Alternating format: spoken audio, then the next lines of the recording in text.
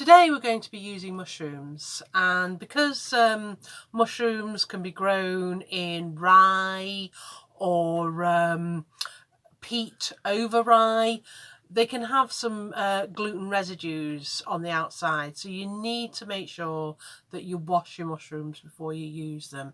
But washing them is usually sufficient to get rid of any gluten residue. So this one has got a little bit of soil on, so that's the kind of thing that we need to remove. Now, if you're very, very sensitive to gluten, then you can always buy closed cup mushrooms and then peel off the skin. So again, that will remove any gluten residue whatsoever. Now, I'm not particularly sensitive, so what I can do is I can just put my mushrooms into a sieve, wash them, and because I'm going to be rubbing them against the sieve wall, that will get rid of all the dirt and gluten. But then when I pick them up,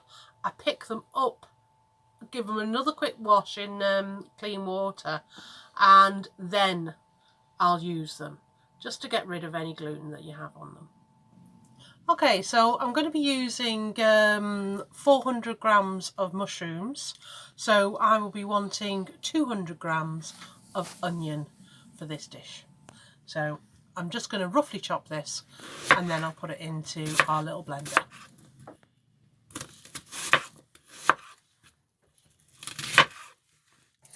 Yeah, we just need 1 clove of garlic, and because you're going to put it in a chopper, you just need to give it a couple of chops and that'll be fine. Well, I'm chopping the onions up very finely before I'm putting it in, so that they'll dissolve and make a really, really nice onion backdrop to the soup. I'll also be chopping some of the mushrooms fine. They will give the background flavour to the mushroom soup, while some I will keep as in the shapes, because you actually want to see the mushrooms and you want to know that this is a mushroom soup, so you want those nice little mushroom shapes as well. This particular recipe is going to be for 2 people, so that's why I have 2 of the look mushrooms each, of the different types, just to make it look good. For most people, you would blend your soup afterwards, but because I don't want to be have boiling hot water in this little device, because it could scald me and things like that, we blend everything while it's cold, and then we don't have an accident or anything like that. We've done 100 grams of very finely chopped mushrooms. Our other ingredients are a teaspoon of pepper, teaspoon of salt, 1 vegetable stock cube, and a few sprigs of thyme. We'll just cut up the stock cube so that it dissolves more easily, and then we just put the thyme in to give it a rather rich flavour.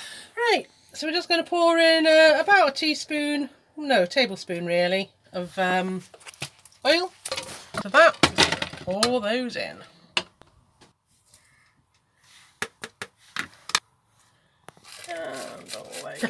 I'm just going to brown the onions and just make sure that the onions go just that little transparent colour that you're looking for, and then we'll add the mushrooms.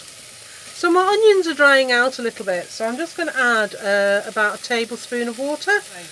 Adding the water allows the gluten-free stock cube to dissolve, and it sweats the onions a little bit better. Once you've got this sort of like slightly light colour, you want to add the mushrooms. Oh, look at that.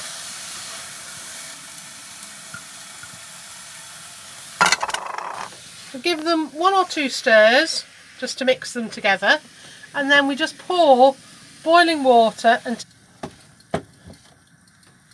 and we bring that up to the boil.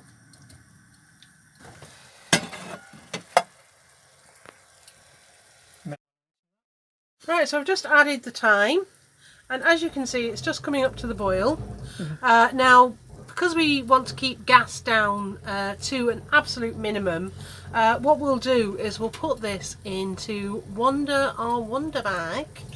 Okay, so this is Wanda, our Wanda bag, and you can buy these on Amazon, and they cost about $50. And when you buy one, you buy one that you keep yourself, and then they give one to a deserving cause, like somebody in the third world. I made mine, and the fabrics that I used, for two, it cost me £40, so roughly costs about the same. Yeah, so I made two for £40, but my spare bag went to another skipper, so that's what happened to mine. Once you've got your soup up to the boil like that, just add the accent mushrooms. You're not really going to be boiling these much, and just give it a stir.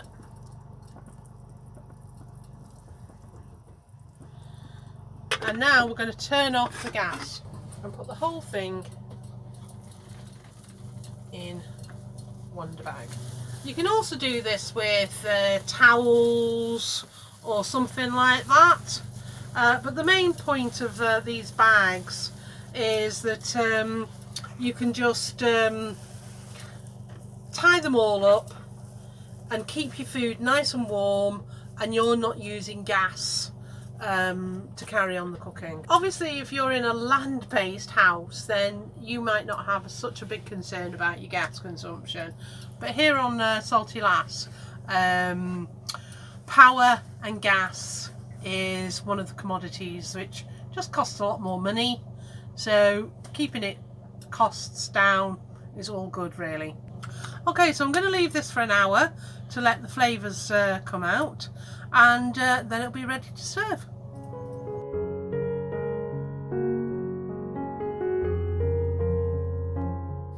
Well, it's been 1 hour later, and the good thing about using a Wanda bag like this is that you can get on with other stuff, do things, and it's kept our soup, oh, I have to say, oh, that is warm.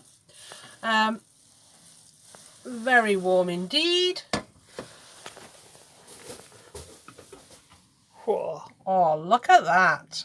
So what I'm going to do with this is I'm going to add a little bit of corn flour mixed with water. You always make sure that your soup is on the simmer, because the corn flour just seems to work better at that kind of temperature. So don't put it in when it's cold, it just doesn't work.